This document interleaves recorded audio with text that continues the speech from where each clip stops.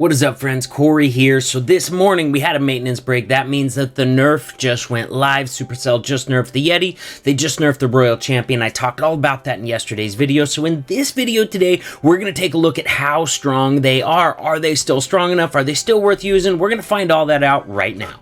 We're going to start out with an attack from one of the masters himself. Going to be a Yeti Smash on this Town Hall 13 base by EveCheck. If you haven't subscribed to the channel, subscribe. I'm bringing you Clash of Clans content every day, doing my very best to find you the best of the best war bases, the best of the best attacks. As soon as the meta shifts, I want to be the first one to let you guys know about it, what's still working, what's still strong. And if you enjoy that, subscribe to the channel, turn on that notification bell. Starting this Grand Warden walk over on the right, using a baby dragon with a few loons to funnel on the left. If you guys hang into the end of the video, I'm going to do a live war attack using the Yeti Smash as well, and then go over the plan in a little bit of detail for you guys on that base.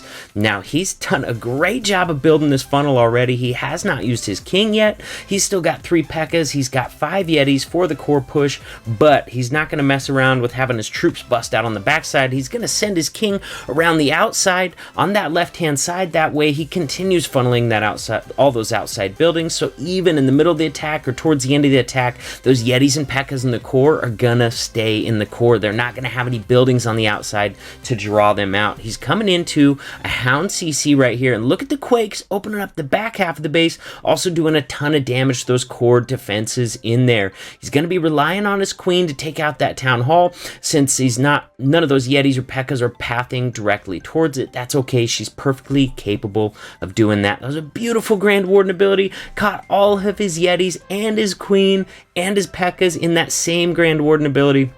He's actually splitting up the Royal Champion from the Hogs on this, as Royal Champion working on the left-hand side where he's still got some tanking going on in there for it, and Hogs working on their own on the right-hand side of this base. So interesting attack. Definitely gonna get it crushed. So from looking at this attack, I'm gonna say those Yetis, nobody remember to tell the Yetis that they got nerfed. They don't seem to notice. There's still a ton of Yetis in there. This base was still super smushed, but you know, we're not going to make all our conclusions from just one attack. We're going to be looking at several more Yeti attacks just to make sure they're still up to par. Royal Champion, obviously still strong, still has most of her health left as well.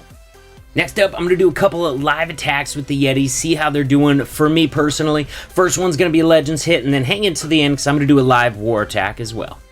Alright guys, here's the base. Going to try and hit this up with a Yeti Smash army. Yo, what am I going to do to this base? Alright, I think I know what I'm going to do. I don't love the Quakes though.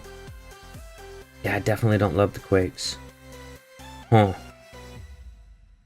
Not going to get that much Quake value on this one. Kind of sucks, but sometimes it is what it is. Here we go. I will burn. He's got a mortar covering that over there. So who cares? Who cares anyways? All right.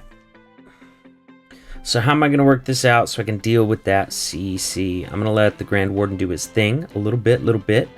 Then I'm going to get the king down working his way up. Here we go. Work your way up. Thank you. Ah, dang, that wizard was in range of that archer tower. That sucked. Now I need that king to continue moving up and not go for that cannon. Whatever you do, don't go for the cannon. Yeah, that's what's up. Nice. All right, so I'm going to pop... Actually, I'm going to get my jump ready right here. I'm going to pop that king ability.